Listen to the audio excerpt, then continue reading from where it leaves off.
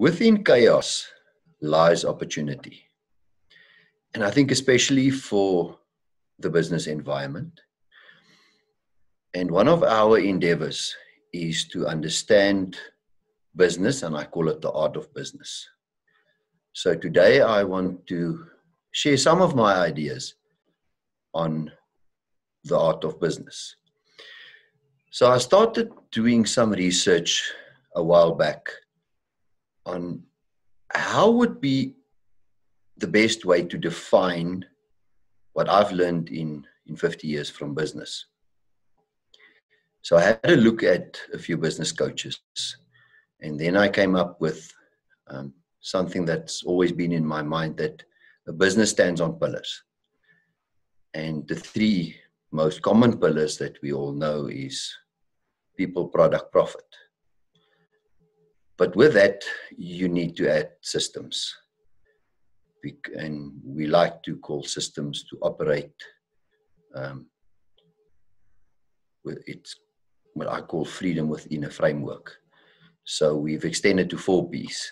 And those are also, to me, the visible parts of a business, because you can see the people, you can see the product, you can see the systems, and at the end of the day, you can also see the profit. And those 4 need to talk to each other, and they need to be equally strong and well integrated. But then I've added 2 other pillars, and the one is business fundamentals. And doesn't matter how difficult the environment is, whether it's in chaos, whether it's not, whether it's tough times, the principles of business stay the principles of business. So that was what I did as my pillar number 1. But I've also added a pillar number 6, which is, let's call it connecting the dots, the unspoken rules, what I've learned in business over the time that I've been in business. And that is also the glue of business. So let's get started with our presentation. And I'm going to go to the first slide, which just says the way I would like to explain a business framework. Starts with pillar 1, which I mentioned, business fundamentals. Then it's about the people, the product, the process, and the profit. And the last pillar is about my personal experience, what I've learned, and what I've learned from the best in business. Today, we're only going to cover pillar number 1. So let us go to pillar number 1, which I call Business 101. And part of the fundamentals of business, a business is a supply and demand environment. So it's a selling environment. It's got a product and it's got a client. And then there's a portion I want to spend a little bit of time. I'm a firm believer that every good organization, every successful business stands in or sits in the shade of one tall person. And I always say business also starts with you, especially the founding members of a business. So let's get going. In terms of business, there's a lot of places where you can start explaining a business. But for me, the bottom line is what I call the cash equation. A lot of experts and people rightly say it's about people. But I can tell you one thing, a business without money is not a business. And after everything is said and done, it's about whether you can pay what you need to pay. Now, the first point under the cash equation, sometimes people confuse when they have money in the bank with the business itself. So money can stem from very different angles. You can make a loan. There's money, for instance, like VAT money, which never belongs to the business. It's an in-out. There are the revenue streams that we build the business on. And from that, hopefully at the end of the day, we have reserves. Although they're all called money, they come from different angles and they have different meanings.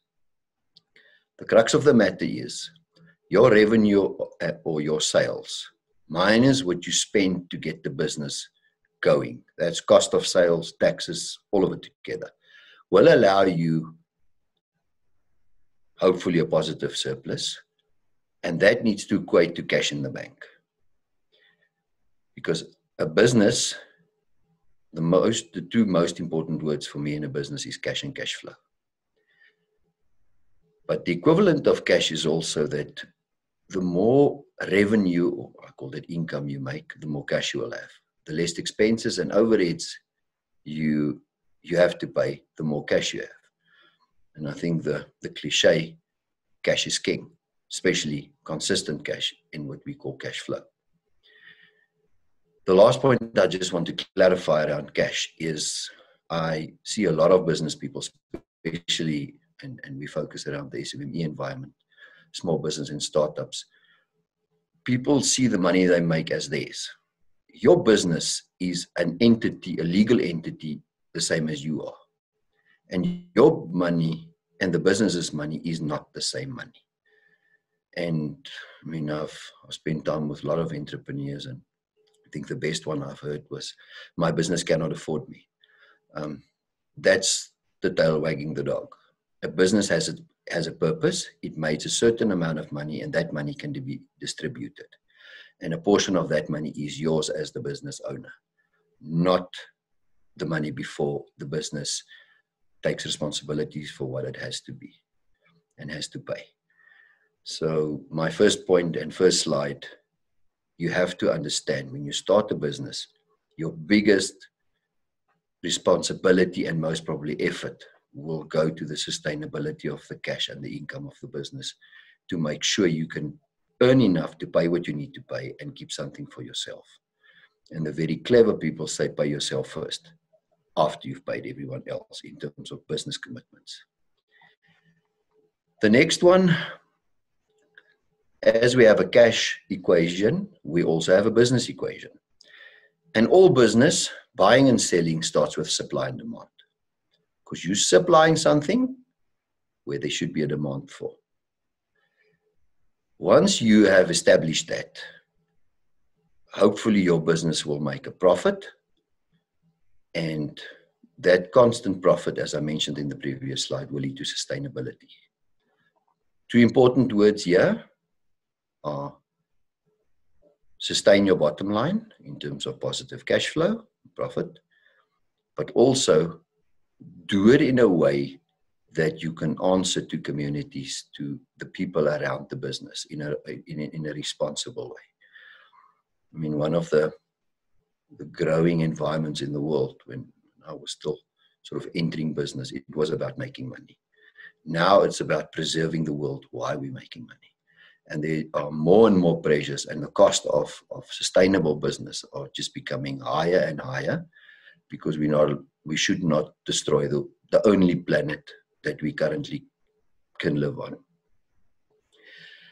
One of the things I've included in the business equation is the term ROI. You can run a very profitable business, but you spend 20 hours a day on it. So your money return or your investment return in terms of finances or money will be very high. But your return on creating freedom for yourself, the other benefits of having a business, might be extremely low. So one of the things that I always sort of say is the last picture of a business. Am I getting the return? Well, everyone in the business getting the return on what they've invested. Their family time, their private time, their monies, their efforts, their sweat and tears. The business must also assist us eventually. In a startup, it's a different ballgame. But once it's in a scalable position, or it goes over to the next phase of the business, and it's now settled as a business with its systems, the ROI must account for more than just money.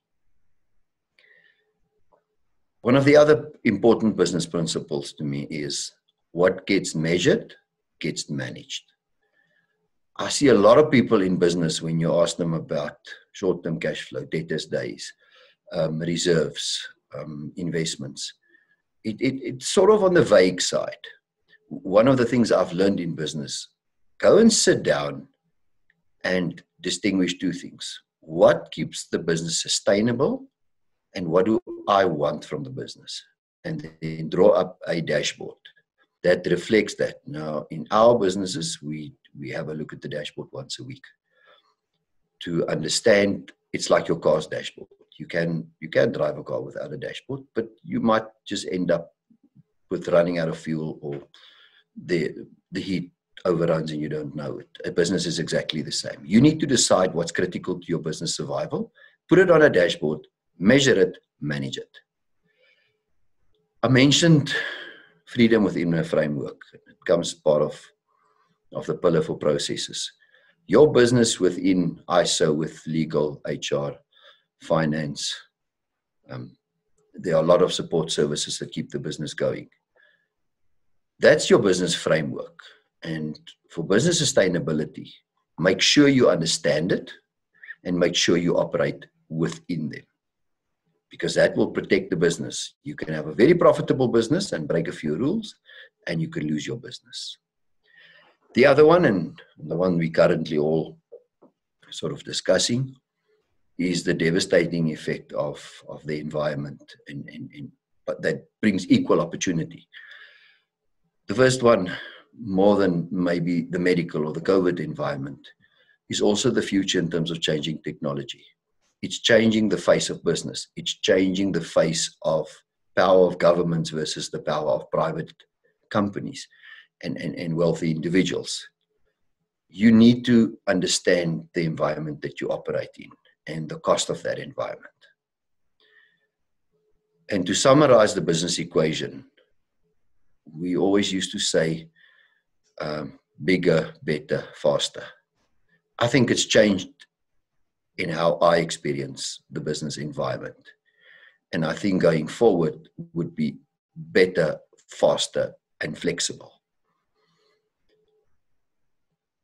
The most important selling point, and that's on the next slide, is the quality of what we sell, the quality of our solutions. And there must always be a strive to deliver something better in terms of value. Faster, it all depends on the client. And flexible is, I think, one of the trademarks of entrepreneurs is that good entrepreneurs are like hunters. You always look for an opportunity where you can harvest economically within the framework and in a flexible way. Business will never be as it was. And if the search for an entrepreneur is stability, it's most going to be a nightmare going forward. But if entrepreneurs understand that you harvest from what you have in a flexible way, it's going to serve you extremely well. Now, as I mentioned, business starts with selling to a need. And sometimes we inherit businesses, our parents start them, we buy a franchise, which doesn't really take us to the point where we reflect on what are we selling and what are we selling to. So what do I mean by selling to? So the first thing in business for me is you find a need to solve, a need that someone's willing to pay for.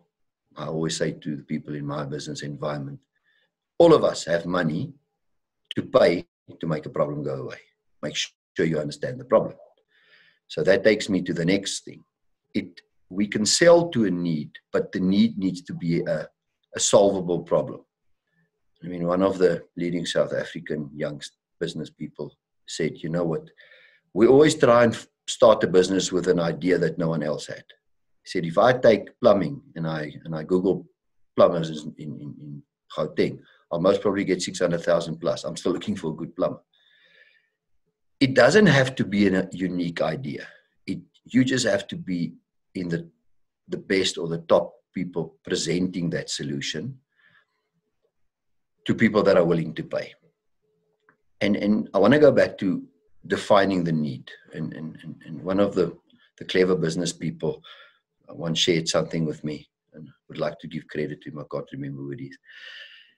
He said, selling is like if someone walks into a hardware store and they ask for a drill bit, they're actually not looking for a drill bit. They're looking for a hole. Or even better, they're looking to attach something to something else. And that can be fixed with no more nails. It can be fixed with, it depends whether the hole's in concrete, whether it's high above the ground, whether it's below the ground, whether it's below the water. So the need is not for a drill bit. And I always sort of say to people around me, understand one thing. Most probably all people know what they want. Very few people know what they need. And if you sell to a need, you build up a trust where the client always knows that you look for what they want to solve, not for what you want to sell. Once that's defined, you always have to position your solution from a specialist point of view. I don't want to buy from someone that I know more. I want to buy from someone who can advise me to do better with the solution. Because it's about value offering. Now, as an entrepreneur, you cannot be a specialist in everything. So one of the easy ways is to hire a specialist. But whatever you do, selling from a quality project and a specialist point of view will definitely give you a competitive advantage.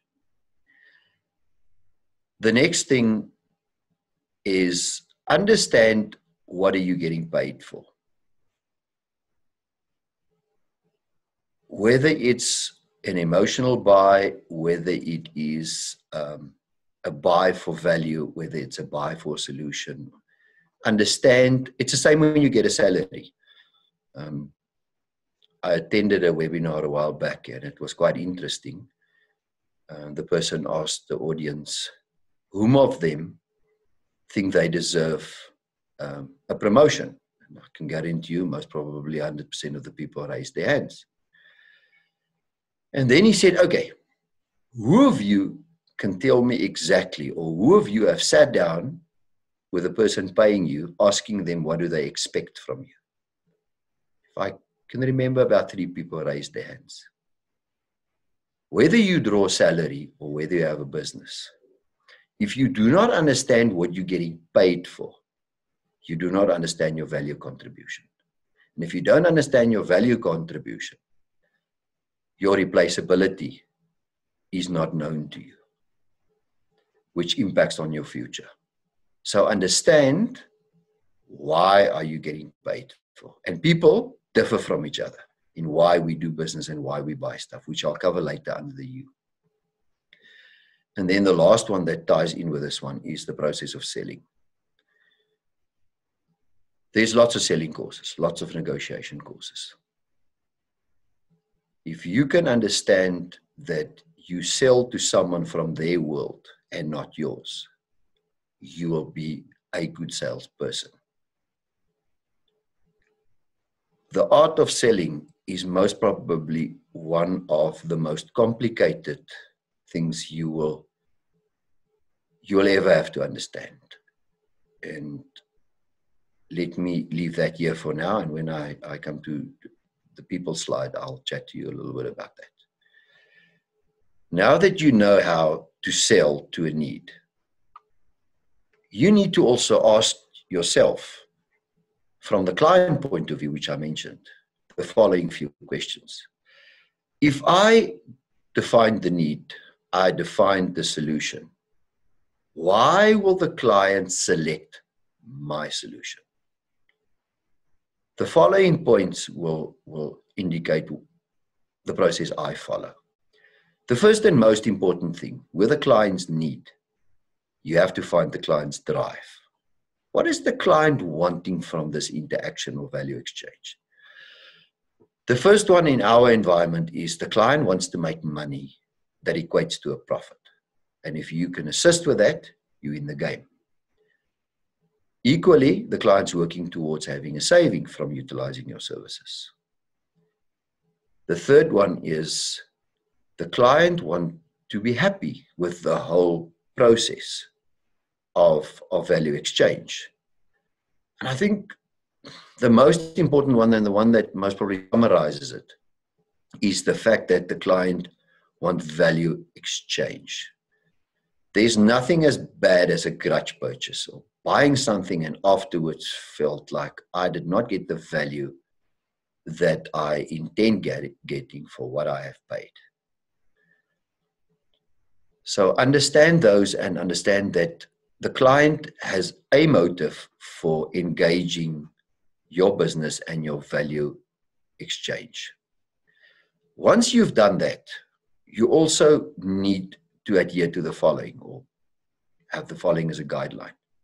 People will only buy from you when they know you exist. The second thing is the buy gets easier when they like you. The buy gets settled when they trust you. But it doesn't stop there. The need they have must preferably be an immediate need. Because it's no good someone knows you, they like you, they trust you, but they only need your project or product in 2 years from now. It's good for pipeline, but it's not good for immediate cash or immediate cash flow. So understand that you also have to drive the need. I think the latest statistics that I saw, only about 1.5% to 3% of people know exactly what they want immediately. The other people need to be developed to drive the sell to something that will satisfy a need. And then the one that I've referred to a few times, the preference of the how of engagement. Now, I'd prefer to explain this more from a diagram, but let me go for it. So, in terms of our preferences, there are many models you can use, but let me go for the K&I one that runs 4 models in terms of people are divided basically into 4 thinking preferences, of which we normally 80% of people prefer 2 of them. If you engage with me and I'm a realist, I would want the facts, I will have done my homework, and I would understand exactly what I want to buy. And I don't really give about bonding, and don't overshare with me. So that's the first category, the category of a realist. The second one is that of a strategist preserver. Sorry, not a strategist, a preserver, organizer, a person that wants to understand the process of buying. So it's important for them to understand what they buy, but they want to understand what was the process everything was created through, where the product comes from, how their buying process will work. The third person is the person that lives in the world of possibilities, that will think, okay, I can use this product for this and for that. And they don't really necessarily feel that strong about structure and reality. And the last group are the people that want to relate to people. So for them, the whole buying experience is they buy the person, not the product. And you need to, and I mean, we're going to have a session that I'll explain this in detail because it's going to sound complicated. If I look at myself, I am a realist opportunity person. So I try and find solutions from possibilities to implement into the real world. I have a low preference for people engagement. I enjoy people, I like them, but they're not my preference. And I'm not overly structured. So I understand as a business person, I can look at opportunities. I can make them reality to solve a problem. But in my team, I need people that will structure it. And I need people to speak to people, because those are not my preferences. And your client's exactly the same. If you end up with a realist client like myself, and you want to bond and you want to hug and you want to chat and you want to tell me what you did the weekend, I'm not really interested. I must be honest. I've done my homework. I know why I'm here. The other side's also true, because just from my world, I want clarity, not harmony. If you go to the other side of the people, they want harmony. They will remember the experience as you've made them feel about the experience, whether they were important to you, whether you have addressed their needs. So understand that we have a preferred preference that we engage with other people. Engage with the way the client wants you to engage. And the sale will be just a lot easier. And then the last one, in terms of the client why, it's a combination of all of the above. There's massive complexity in understanding the client's why. Most people on earth don't even understand themselves. And from a selling point of view, to really satisfy the need of a client, you need to understand all of the above and combine them. Okay, so that's, now hopefully you've got something to sell, you've got someone to sell to. Now it comes to most probably the most important part. You, the founder of the business, especially in startup small businesses. And on this slide, I can most probably spend a whole day, but I'm going to try and summarize it as shortly as possible, short as possible. I think one of the things that that most people, let's say, have a lack of understanding is that you only live between your ears. There's a world out there, there are people out there, but you make a copy of that world. Yeah. And maybe I must run a short experiment. When let's say I speak to a group of 10 people, I generally ask them, my name is Corrie. I generally ask them, how many Corries are there? And I mean, without sort of anything, they'll say there's one Corrie. There isn't one Corrie. And I'll tell you why. There are as many Corries as the audience I address. For two reasons. The first one, if I pass away tomorrow, I don't die in their head. And they only know of the Corrie that they've created between their ears. So what is the consequence of that? The consequence is that you will get credit from other people only for who they think you are, not for who you are.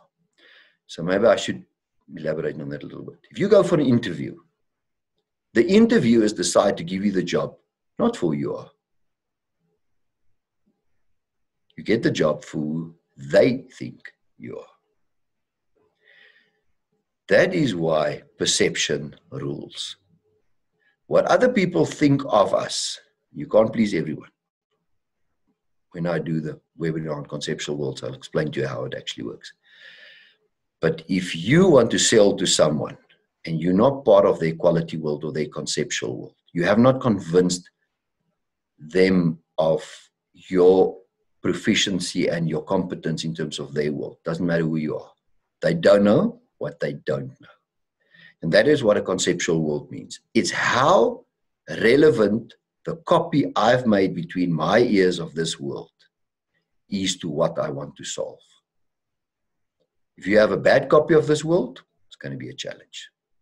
If you've got a good copy of the world, which is quite difficult and it takes a lifetime, it's easier to understand how to operate within that world. So it brings me to the next point of, and I've explained that, of the difference between someone from a realist preference to someone who prefers process and structure, someone who looks at possibilities, and someone who has a people angle. So you combine your conceptual world, your why, and your personal preferences with how your conceptual world operates. That leads you to have lots of energy in terms of motivation or less energy. Once you have all of that, you could, and not all people do, align it with the four most important things that the outside world will see: your skills, your talent, your qualifications, and your experience. That alignment will give you an eye to spot the essence. And if you ask me as a leader, as a business person, what is the single thing I will want to understand in solving a problem? It's the absolute essence of that problem. because people pay for you solving the essence of that problem. Once you understand that, it takes you to your value offering and the size of your world. You cannot, when you want to solve, identify a need that you want to solve, you have to do a due diligence, meaning you need to find out what to address. And that can only be done via the size of what you can assess in your world. Let me give you a good example. I have a friend who stayed sort of up here in Gauteng, and then he moved down to Cape Town. And he was actually let's call it a beer drinker. But when you move to Cape Town, you'll quickly find out that wine plays a big role in the Western Cape. So in the first time he went to a restaurant, the lady asked him, "So what are you going to drink?" He said, "Some wine, please." And she said, "A little bit more specific, please." He said, "Red wine." And she said, "A little bit more." He says, "You get white wine and you get red wine. But I want red wine." So she smiled and she brought him red wine. The bottom line is, my friend will never be able to sell red wine to a connoisseur, because his world stops, the size of his world in terms of understanding wine stops at red. And that is why it's so important in the selling process that you are competent at what you're selling, because it's bad when the receiver of your value knows more than you. And that is one of the things that business always need to stay on the forefront, is that you as a person and everyone you surround you with must have a solution that it's desirable to buy, because the off-taker or the client need that because it addresses something they cannot fix themselves or address themselves. So once you've gone through that, you need to decide on your team members. And that is even most probably in the top 3 things of business. Picking a partner, because remember, just go back to the whole slide of your conceptual world, coming from a realistic point of view, your levels of energy, your skills, your talent, your alignment, your eye for the essence, your value offering. As much as it defines you, it needs also to define all the partners that you select to join you, because you want them to add more or less the same value than you add, because you're going to share more or less the same. So picking your partners is a whole discussion on its own, and we'll have it somewhere in future. And the last one is networking. Generally, I'm a firm believer that it's not who you are, it's who you know and who you can connect to. Because one of the things, like an expertise, I might not be an expert in something, but I can sell something that an expert can give me. I can leverage on that. And your business is only as big as your network. And your network is only as big as the people that you can relate to. So that's the portion about you. And that is basically covering pillar 1. Now, why am I discussing this pillar? It's a pillar, doesn't matter what your environment holds and how challenging it is. The basics of business between yourself, selling a product, finding a client, having cash, having a sustainable business, that doesn't change. That fundamentals need to be in place. And I see a lot of businesses suffering at the moment, not because of technology changes, not because of COVID, but purely because it wasn't healthy in terms of the business fundamentals. That had to be in place. In good times, you can most probably get away with bad fundamentals. In tough times, it's like sport. When it goes wrong, it's generally because the basics weren't in place. We get all fancy without understanding the basics. And then in our future webinars, we'll cover the next slide, which will cover pillar 2 to 5, which covers all the people and environments involved in your business: debtors, creditors, your employees, yourself, your clients, the government, the communities, the product or service that you put together, the processes that you have to follow, especially at different levels. There are many different processes to follow when you're a 500 plus company versus a one-man band. And obviously, profit doesn't always just mean money. I also want to profit in my business. They always say you cannot buy time. You can buy time by paying someone to do something that you can do, have to do, they can do, and then you can do something else. So yeah, we cannot physically buy time, but we can buy ourselves some time by getting someone else to do something on our behalf. I also call these 4 pillars the visible part of the business. They are absolute critical components, and they all have to stand like silos individually, but they have to have seamless integration if you want to optimize the benefit that you get from your business, including the profit. And then just to conclude, the last pillar, and it's actually about 50 points, so it will be an exercise on its own, is my experience and lessons learned, connecting the dots in business. I had my first business before I grew up in the fruit and veg environment. I had it before I went to school. And from, as I mentioned, the 50 years, to me, connecting the dots is where experience, talent, skills, energy, qualifications, and your conceptual world runs into action. It's understanding the SWOT art of your business analysis. And most of you will be familiar with analysis, strengths, weaknesses, opportunities, and threats. I've added the R as my own addition, and it stands for risk. Because at the end of the day, our strengths, weaknesses, opportunities, and threats finds a common ground which defines the risk of the business, the risk of the sustainability, the legal risk. And I prefer my job as a business leader is to really understand, after everything is said and done, what is the risk that I have to mitigate to keep this entity alive? And then lastly, those dots will allow you to breathe life into your business. I call them the unspoken rules, things we're not getting taught at school, at university, stuff that you learn from the lessons learned through life. And I would love to share that with you as well. But for now, we've covered pillar 1. I trust that you have a basic understanding of the fundamentals necessary when you start a business to never oversee and never overlook. Get the basics right first. I thank you.